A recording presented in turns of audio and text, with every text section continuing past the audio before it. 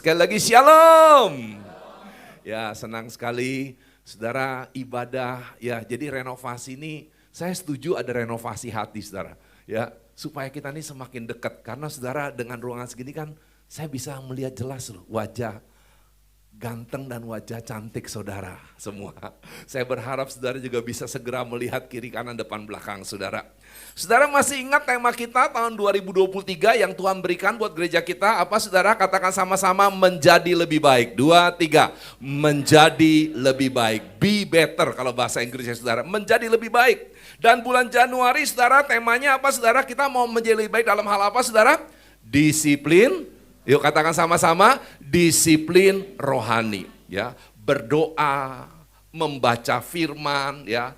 Berdiam diri, berpuasa, beribadah. Itu semua adalah bentuk-bentuk disiplin rohani. Dan itu sebetulnya hal yang basic, saudara. Hal yang dasar. Seperti rumah perlu fondasi. Kekristenan yang kuat perlu fondasi. Dan fondasinya ini, saudara. Makanya kenapa di bulan Januari, saya yakin Tuhan mengingatkan, be better in spiritual discipline. Menjadi lebih baik dalam disiplin rohani saudara. Nah kalau bulan Februari kemarin apa saudara temanya masih ingat saudara? Be better dalam apa saudara? Hubungan ya. Biar dengan Tuhan hubungan kita tuh selalu pengen lebih baik. Biar hubungan dengan sesama ya, dengan suami, istri yang Tuhan berikan sama kita lebih baik saudara. Apalagi kalau saudara di masa seperti saya loh, anak-anak udah dewasa semua saudara. Lebih banyak kita tinggal berduaan. Kalau hubungan lebih nggak baik saudara, nanti garing katanya kalau berduaan saudara. Tapi kalau hubungan lebih baik, ini kesempatan kita bisa pergi berduaan lebih sering saudara. Ya, makanya harus hubungan lebih baik. Dan bulan Maret ini saudara adalah berjalan bersama Yesus lebih baik. Katakan sama-sama, 2, 3. Berjalan bersama Yesus lebih baik. Nah saudara, salah satu hal yang penting, kalau saudara mau berjalan bersama Yesus lebih baik, tampilkan tema khotbah hari ini, boleh katakan sama-sama dengan saya saudara, 2, 3. Berjalan bersama Yesus dalam keuangan. Sekali lagi katakan lebih keras, 2, 3. Berjalan bersama Yesus dalam keuangan. Pak John tadi kan udah nyanyi, aku diberkati. Siapa sih yang gak mau berjalan bersama Yesus dalam keuangan? Siapa sih yang gak mau diberkat keuangan? Gak ada saudara. Yang setuju katakan amin dulu. Amin. Tapi saudara kalau kita gak hati-hati. Di khotbah Yesus yang pertama, dia memperingatkan dengan jelas. Kalau saudara tidak berjalan bersama Yesus dalam keuangan, saudara akan menjauh dari Yesus, bahkan punya tandingannya Tuhan. Klik ayatnya kita baca. Ayat yang sangat terkenal. Jelas Tuhan mengatakan begini, 2, 3. Tak seorang pun dapat mengabdi kepada dua tuan. Karena jika demikian, ia akan membenci yang seorang dan mengasihi yang lain. Atau ia akan setia kepada yang seorang dan tidak mengindahkan yang lain. Kamu tidak dapat mengabdi kepada Allah dan kepada Mamon. Jelas saudara? Pertama-tama khotbah saya menjelaskan alasannya. Kenapa Tuhan mau saya khotbahin ini? Karena saudara sekali lagi, kalau saudara nggak berjalan bersama Yesus dalam hal keuangan, saudara sekali lagi akan menjauh dari Yesus dalam hal keuangan. Tuhan bilang kok, kamu akan mengasihi yang lain dan akan membenci yang lain. Ya, kamu akan setia kepada yang lain dan tidak mengindahkan yang lain. Dan itu siapa saudara? Kalau kamu tidak mengabdi kepada Allah, kamu akan mengabdi kepada Mamon. Saudara makanya penting kalau kita mau berjalan bersama Yesus, pastikan saudara berjalan bersama Yesus juga dalam hal keuangan. Karena kadang-kadang ya saudara ya, mungkin tidak secara sengaja saudara berpikir, mungkin ada orang-orang sebenarnya, emang Tuhan tahu apa sih soal uang? Saudara kalau Tuhan nggak tahu soal uang, nggak mungkin dia pakai 2.500-an ayat bicara soal uang, sedangkan bicara soal doa dan iman itu di total saudara hanya sekitar 2.000-an. Loh, kan dalam Tuhan nggak ada yang kebetulan. Kalau Tuhan 2.500 lebih ayat bicara soal uang, berarti saudara Tuhan serius soal uang dan Tuhan tahu soal uang. Yang percaya katakan amin. Siapa yang mau jadi penjahat di sini? Pertanyaan konyol ya Pak John ya. Memang pertanyaan konyol. Tapi saudara, tahu nggak? Akar segala kejahatan itu cuma satu. Klik ayat yang kedua. Kita nggak mau jadi penjahat. Saya dengan sedih mengatakan saudara, 30 tahun lebih melayani Tuhan. Saya udah nyaksikan belasan pelayan. Tadi baik, tadi sungguh-sungguh. Karena uang jadi jahat saudara. Ceraikan istri dan segala macam kejahatan saudara. Karena Tuhan bilang apa saudara? Katakan sama-sama, 2, 3. Karena akar segala kejahatan ialah cinta uang. Sebab oleh memburu uanglah beberapa orang telah menyimpang dari iman dan menyiksa dirinya dengan berbagai-bagai duka. Dan tadi saya bilang sudah dengan sedih saya mengatakan saya udah saksikan ayat ini benar. Bukan uang ya akar segala kejahatan saudara. Cinta uang. Jadi makanya kalau kita nggak semakin cinta sama Yesus, saudara akan cinta uang. Kalau saudara nggak semakin cinta sama Yesus, saudara bisa cinta uang.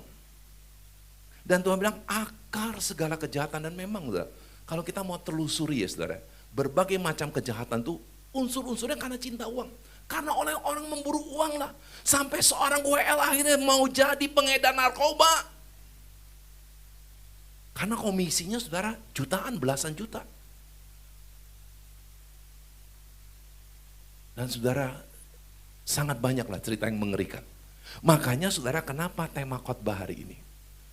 Alasannya adalah karena jelas kalau saudara nggak mau berjalan bersama Tuhan dalam hal keuangan, saudara akan menjauh dari Tuhan. Tadi sekali lagi boleh tampilkan, dikatakan kan ada orang yang menyimpang dari iman. Ya tolong diklik, ada orang menyimpang dari iman gara-gara uang saudara. Dan menyiksa dirinya dengan berbagai-bagai duka. Makanya hari ini, yuk kita mau pastikan saudara kita berjalan bersama Tuhan dalam hal uang. Nah langsung klik, saya kasih poinnya dulu kali ini saudara. Apa sih cara utama ya? Ada beberapa cara, tapi hari ini Tuhan mau saya membahas satu cara aja. Cara utama, boleh kita baca sama-sama, 2, 3. Cara utama berjalan bersama Tuhan dalam hal keuangan adalah bertumbuh menjadi orang yang dipercayakan. Sekali lagi 2, 3. Cara utama berjalan bersama Tuhan dalam hal keuangan adalah bertumbuh menjadi orang yang dipercayakan. Nah, ada dua hal yang mau dibahas. Mengapa bertumbuh menjadi orang yang dipercayakan? Dan yang kedua, bagaimana bertumbuh menjadi orang yang dipercayakan? Mengapa saudara? Tolong diklik saudara. Karena saudara, katakan sama-sama dengan saya. Kenapa perlu bertumbuh dan menjadi orang yang dipercayakan? Katakan sama-sama jawabannya ini sudah 2, 3. Karena Tuhanlah yang percayakan berkat keuangan. Tolong sekali lagi 2, 3. Karena Tuhanlah yang percayakan berkat keuangan.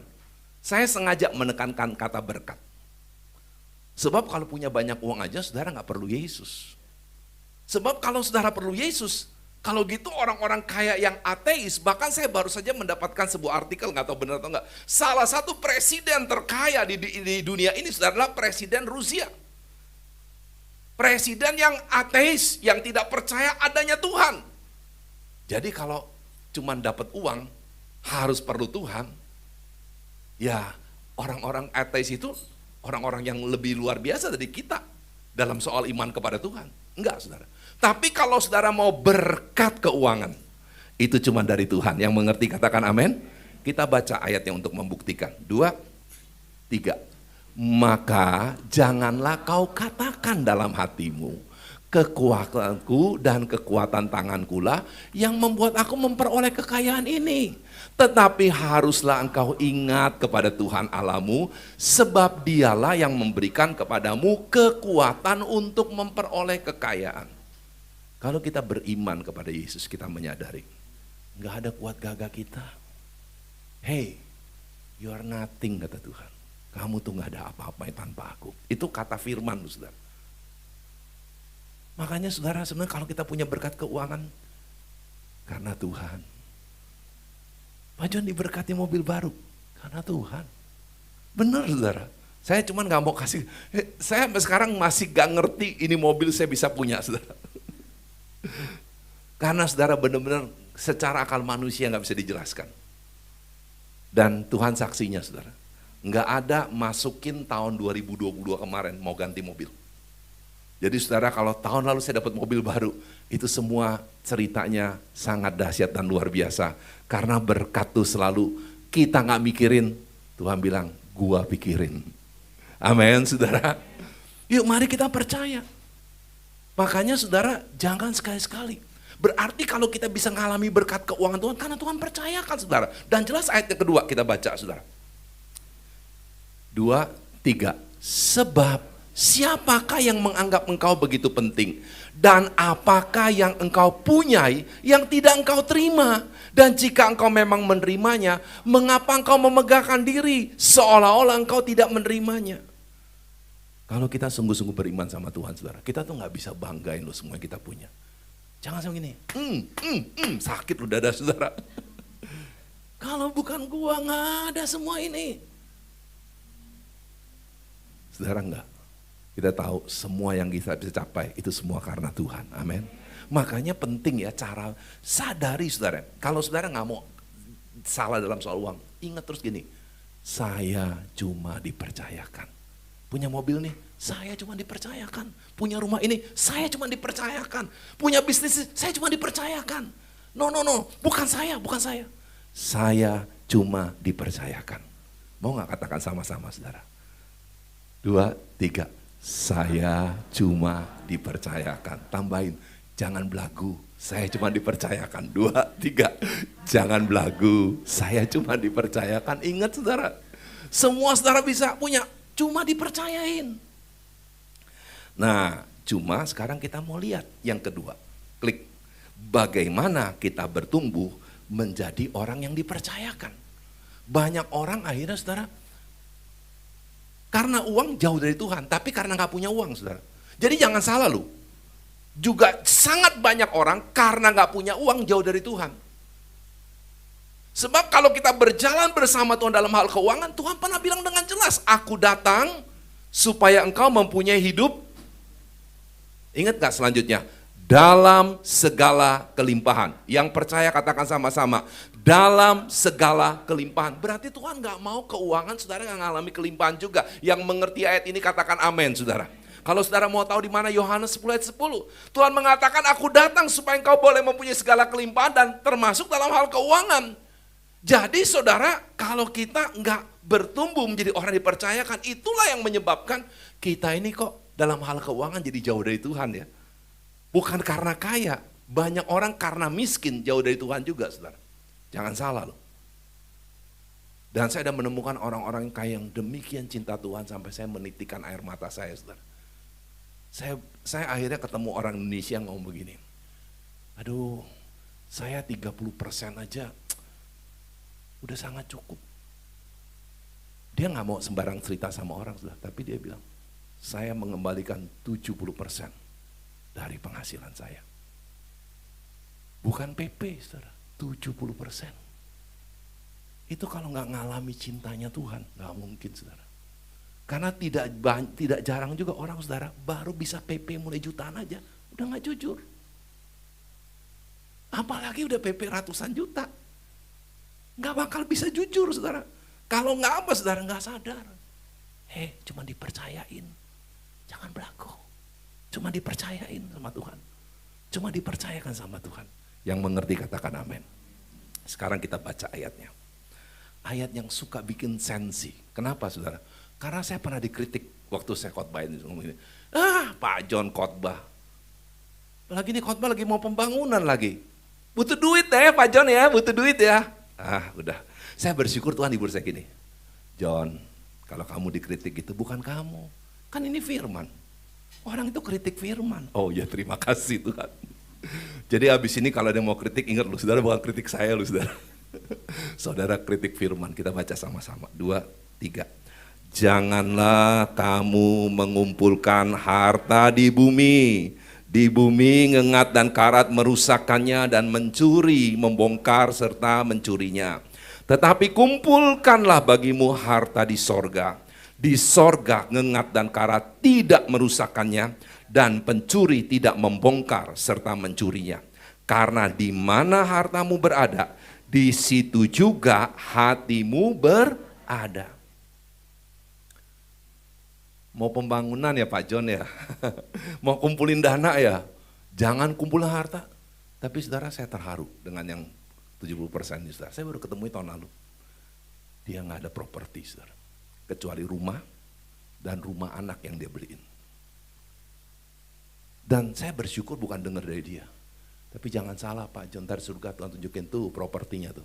Tuh gedung gereja itu. Hampir semua yang dia danain. Tuh rumah yatim piatu. Dan Tuhan bilang ibadah yang sejati itu memberkati anak yatim piatu saudara. Dia tuh diberkati dengan luar biasa. Itu rumah singgah. Saudara kan Tuhan udah bilang. Ketika kita meninggal ada yang kita bisa bawa. Kita lahir telanjang, kita akan di hadapan Tuhan. Telanjang, gak ada yang bisa kita bawa. Upahnya di mana? Jangan lupa saudara ya. Jalan kekekalan sama. Upah kekekalan tidak sama. Poinnya dulu, baru saya mau ceritakan. Saudara, orang yang belajar mau dipercayakan Tuhan, dia akan begini saudara. 2, 3. Menggunakan harta yang dipercayakan untuk mengarahkan hati. Tapi supaya langsung jelas, lewat persembahan kepada Tuhan dan kekekalan. Orang yang mau dipercayakan Tuhan, dia tuh sadar gini, kayak seorang kenalan saya. Saya tuh heran dengan kenalan saya, saudara. Dia bangun rumah gak kelar-kelar. Bukan gak punya duit masalahnya. Dia bangun rumah gak kelar-kelar, bukan kontraktornya kurang bagus. Akhirnya saya penasaran nanya, udah 4 tahun lebih kok rumah gak kelar. Jawabannya memberikan pelajaran yang luar biasa berhubungan dengan khotbah hari ini.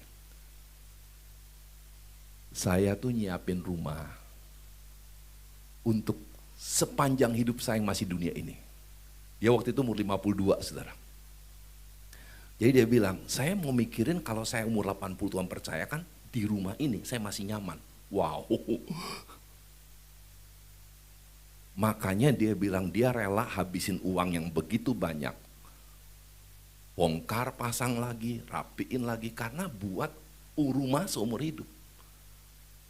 Saudara masih percaya gak sih bahwa Tuhan bilang kita akan hidup selama-lamanya? Yang percaya katakan amin. Dan rumah kita yang terbaik, yang terlama di mana saudara? Di sorga yang mulia bersama dengan Tuhan kita. Harta saudara di sorga berapa banyak? Berapapun harta di bumi ini, is not count. Gak bakal dihitung sama Tuhan. Makanya saudara, sebenarnya ya, kalau kita mau berjalan bersama Tuhan, saya bersyukur ketemu orang ini tahun lalu di masa pandemi. Saya nggak anti ya saudara punya properti, jangan salah saudara. Saya tahu ada orang juga dipercayakan 22 properti tapi lebih dari separuh dipakai buat pekerjaan Tuhan saudara. Memang dia tidak memberi karena dia bilang dia tidak berikan. Saya menyediakan, kamu udah nggak pakai lagi, kamu diberkati, saya akan kasih lagi buat pelayanan. Tapi tetap tidak akan dipakai buat dia pribadi saudara. Memang ada, bahkan dia ngomong, saya ini nggak pintar ngomong. Jangan minta saya maju ke depan bersaksi Pak John, jangan. Tapi pelayanan saya itu menyediakan sarana. Wih, saya bilang, mantep men, jarang orang yang bilang gini.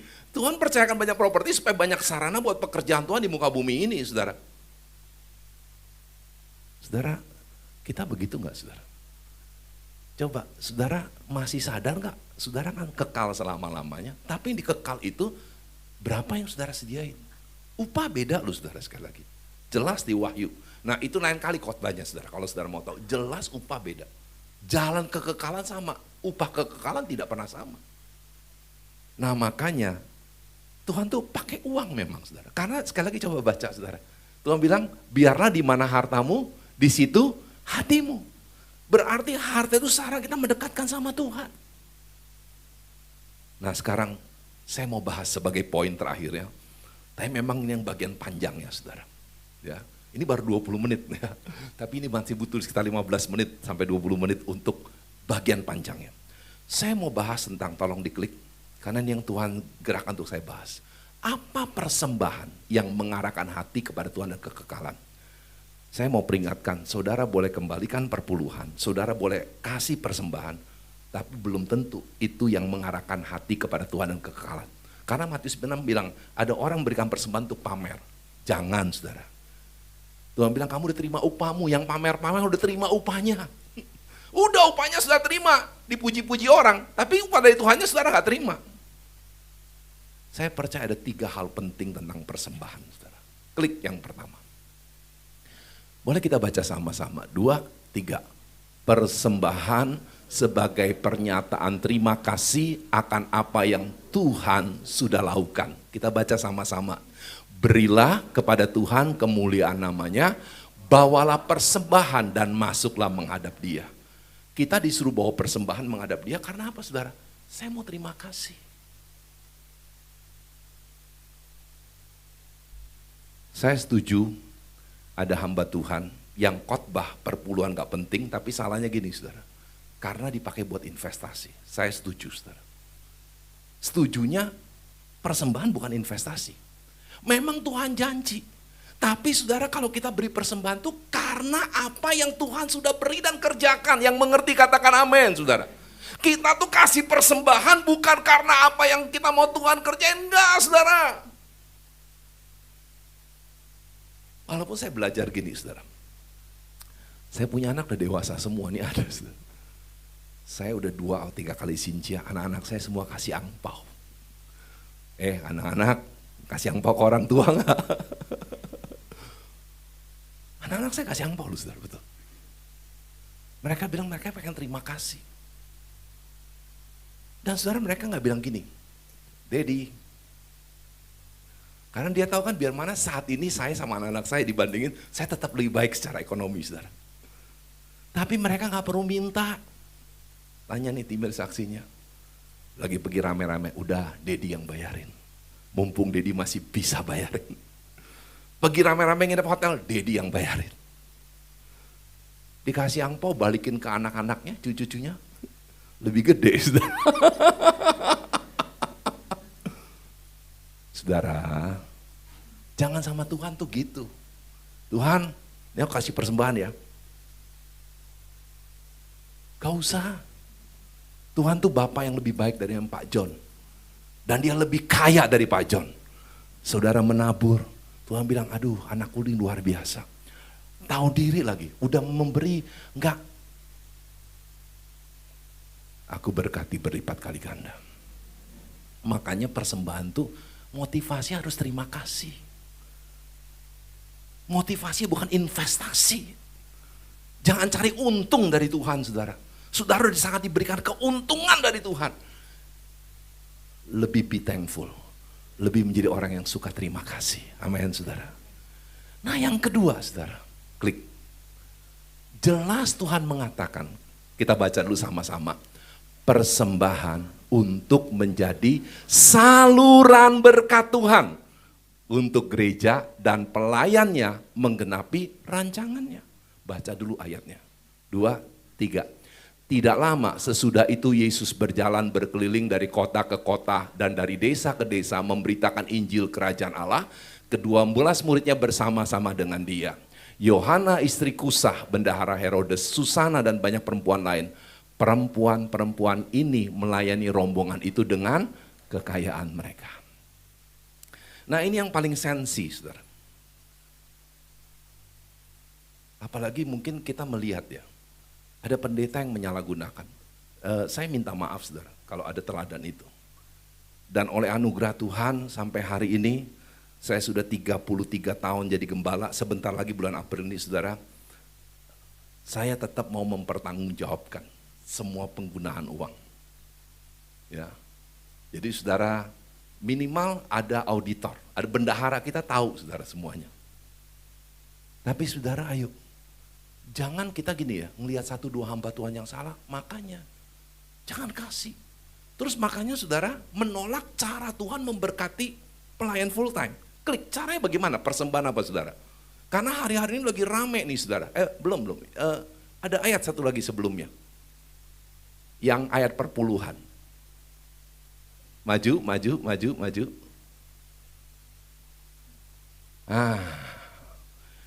Saya perlu bahas ini sedikit saudara, karena hari ini ramai khotbah. Perpuluhan tuh nggak usah lagi. Yuk kita baca sama-sama. 2, 3.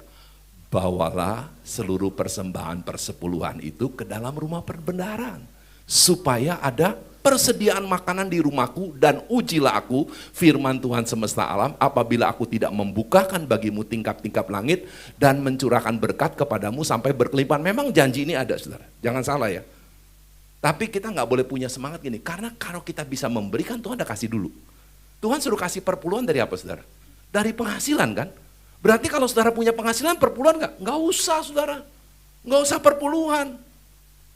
Dikasih gratis sama orang, nggak usah perpuluhan. Namanya juga dikasih, bukan penghasilan. Saudara, kalau saya mesti perpuluhan mobil yang diberkatin buat saya nggak bisa perpuluhan barangkali, saudara. Namanya juga dikasih, sebagian besar dananya. Kan bukan saya punya duit berarti kan? Nah saudara, sama prinsipnya. Tapi kalau kita bisa ngasih. Nah sekarang gini saudara, ada yang bilang, perpuluhan itu hukum Taurat. Yuk kita baca Yesus ngomong. Ya, jangan lawan Yesus saudara. Yesus ngomong apa saudara? Klik soal hukum Taurat, klik. Nah tadi ayat tambahannya. Tolong tampilkan ayat tambahannya. Nah, yuk kita baca sama-sama. 2, 3. Janganlah kamu menyangka bahwa aku datang untuk meniadakan hukum Taurat atau kitab para nabi. Aku datang bukan untuk meniadakannya, melainkan untuk menggenapinya. Karena aku berkata kepadamu, sesungguhnya selama belum lenyap langit dan bumi ini, satu iota atau satu titik pun tidak akan ditiadakan dari hukum Taurat. Saudara gini ya, saya nggak tahu pendeta-pendeta yang khotbahin soal perpuluhan. Memang ada pendeta pengusaha yang khotbahin, saya tahu itu saudara. Karena dia lihat ada pendeta yang menyimpang, tapi saudara bukan karena ada penyimpangan, kita khotbahin yang firman Tuhan belum hapus saudara. Itu dia. Saya setuju dia bilang, ada 3 hal yang saya setuju dari khotbah, saya bantuin sekarang saudara. 1, jangan perpuluhan untuk investasi, saya setuju. Saudara jangan perpuluhan untuk Tuhan, gua kasih ya, balikin lebih banyak, jangan. Tapi tadi saya bilang, saya aja bapak yang belum sempurna, anak saya kasih uang, selama saya masih lebih bisa mampu, saya pengen berkati mereka lebih saudara. Apalagi bapak di sorga yang percaya katakan amin. Tapi motivasi kita nggak boleh itu. Dan memang saudara dia bilang, yang kedua yang saya setuju, itu kadang-kadang perpuluhan tuh ada orang begini, gue udah kasih 10%, 90% gue mau melakukan apa Tuhan nggak usah atur. Nah itu salahnya saudara. Semua itu Tuhan percayain. Sisa 90% pun Tuhan yang punya. Gak ada yang berani amin ya. Karena banyak yang bilang, gua punya John, gua punya. Saudara salah, Tuhan punya. Jangan sampai Tuhan izinkan, Tuhan bilang, aku bisa menghabiskan hartamu semudah membalikan telapak tangan loh. Saudara merasa saudara punya, Tuhan balikan telapak tangan, hilang semua, jangan salahin ya, jangan salahin Tuhan. Kan Tuhan bilang, so tahu benar. Semua punya Tuhan. Makanya saudara ya, Februari kemarin saya ketemu satu orang yang membuat saya betul-betul, tadi saya bingung saudara, khotbahin ini. Karena perpuluhan itu sangat berhubungan dengan saya sebagai pelayan full time. Tapi memang Tuhan bilang gitu, jelas kalau saudara mau tanya bahasa Ibrani cari. Itu untuk makanan sehari-hari. Supaya semua yang melayani di rumah Tuhan tuh bisa punya makan yang baik sehari-hari. Supaya 10 full time yang ada di gereja ini, 4 part time yang ada di gereja ini, 2 koster yang di gereja ini, 3 satpam gereja ini, hampir 20 orang loh saudara. Bisa makan dengan layak. Bisa bersyukur kerja di gereja ini saudara. Karena gereja ini memberikan penghargaan yang baik. Tapi saudara, saya terharu saudara, benar. Naik mobilnya Kijang Innova, tapi penghasilannya udah M gak belagu. Dia bilang ini, saya udah 36 tahun, banyak orang ngajar gak boleh perpuluhan, gak usah perpuluhan. Saya perpuluhan dari belasan ribu, 36 tahun yang lalu. Jadi pegawai biasa, dan sekarang anugerah Tuhan saya bisa kasih perpuluhan lebih dari 100 juta. Berarti penghasilan lebih dari 1 M kan saudara, karena lebih dari 100 juta. Saudara. Dan dia bilang, orang ngomong begini, kasih buat orang miskin. Saya seneng lah, yang ngomong nih pengusaha. Betul kita harus kasih sama orang miskin. Tapi bukan harus dari perpuluhan. Dia bilang, Tuhan suruh saya 5 tahun yang lalu dirikan sekolah gratis. Yang masuk harus benar-benar miskin dan gak bisa bayar uang sekolah. Level SMK lu saudara. Sekolah menengah kejuruan level SMA. Jadi karena tiap tahun Tuhan suruh 150 anak, dan salah satu yang bilang dia gila itu adalah saudara sekandungnya. Jadi jangan kaget ya, kalau saudara ngerjain buat Tuhan, saudara sekandung bilang gila lo. Jangan kaget, dia udah ngalami saudara. Saudara sekandung bilang dia gila saudara. Karena sekarang udah 5 tahun berarti dia tiap tahun tuh 450 anak. Saudara, satu anak 1,5 juta aja, 675 juta. Dia bilang tiap bulan saya mesti sediain 800 juta. Buat asrama anak ini, sekolah anak ini, menggaji guru yang ngajar dengan gratis, tapi gajinya sama dengan gaji di luaran. Dia bilang karena apa? Saya nggak tahu dia kasih berapa sama Tuhan. Kalau lihat sepintas sih minimal 80%. Dia bilang, saya dengan sisa yang masih ada tuh saya masih berkelimpahan. Dan buat saya nggak penting naik mobil yang mewah. Yang penting saya jelas kekekalan saya. Kekekalan saudara jelas nggak? Jelas nggak saudara? Di dunia mungkin jelas, mobil saudara branded. Tapi kekekalan saudara di sorga jelas nggak? Itu yang lebih penting saudara. Lebih baik di dunia ini kelihatan ya biasa-biasa aja. Tapi di sorga benar-benar upahnya upah konglomerat saudara. Saya tidak pernah bercanda kalau saya ngomong, saya rindu anugerah Tuhan membuat saya menerima upah konglomerat di sorga. Karena itu lebih penting saya nikmati seumur hidup. Nah makanya gini, saya setuju sih ada yang bilang, perpuluhan cuman tercatat di perjanjian lama. Walaupun perjanjian lama ada saudara kalau kita mau debatkan. Tapi gini saudara, semua tercatat dalam kitab itu bukan kebetulan. Dan kalau saudara mau, jadi sekarang gini, sekarang bagaimana ya saya mendukung pelayan full time? Kalau nggak ada contoh yang jelas bagaimana?